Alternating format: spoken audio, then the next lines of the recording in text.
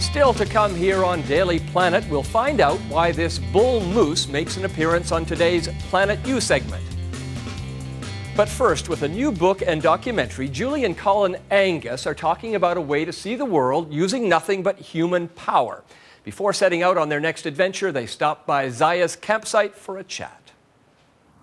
21st century travel has definitely shrunk the planet. Planes, trains, and automobiles allow us to get anywhere in a few short hours. But imagine if you didn't have those things. Imagine if the only motors you had were your own arms and legs. Well, Colin and Julie Angus have seen the world that way.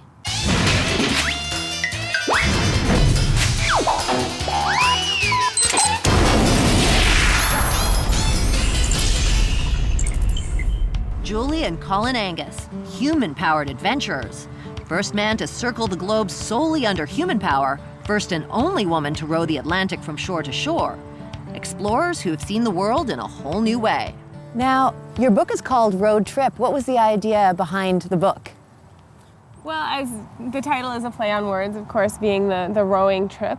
The idea behind the journey was to connect our ancestral homelands, so the Scotland to Syria, and we wanted to do it with a human power trip. So what was your main mode of transport then? Well, rowing was our main transportation. So we built these rowboats, especially for the journey. We designed and built them. And what was so unique about them was that they could be portaged on a trailer system. So we would pull the boat behind our bike whenever we had to portage it. So in areas where we couldn't travel on the canals or rivers, or if the weather got too stormy. So what kind of challenges have you guys come across on a trip like this? What happens when it's just you and your bare skin? There's, continual challenges.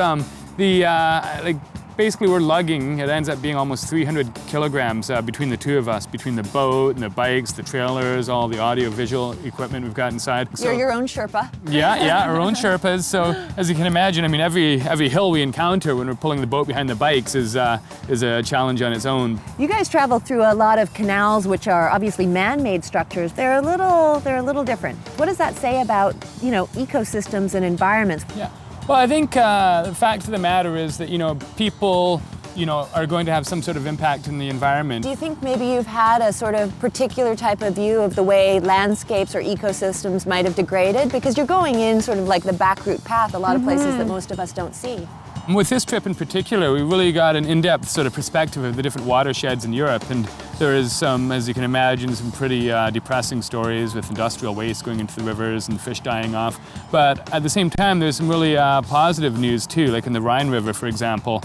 It was almost dead a few decades back. They just so much agricultural runoff and industrial pollutants going in. All the fish had died, and the Germans decided, we want to change this, and we're going to clean the river up once and for all.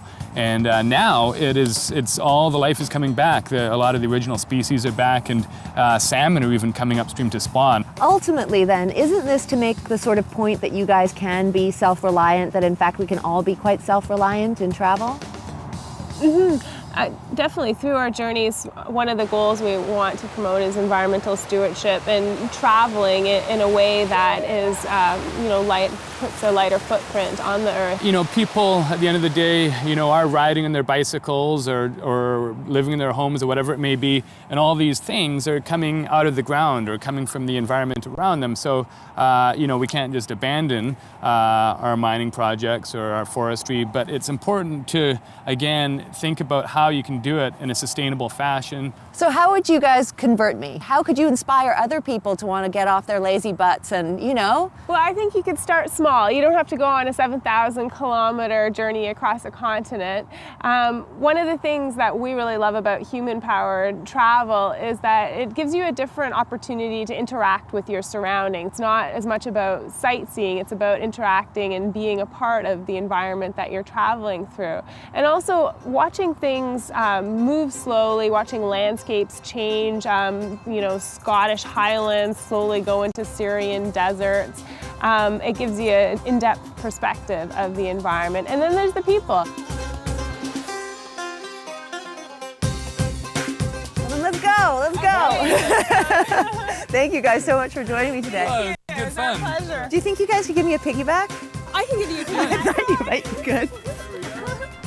Thank you. I want to go that way, please.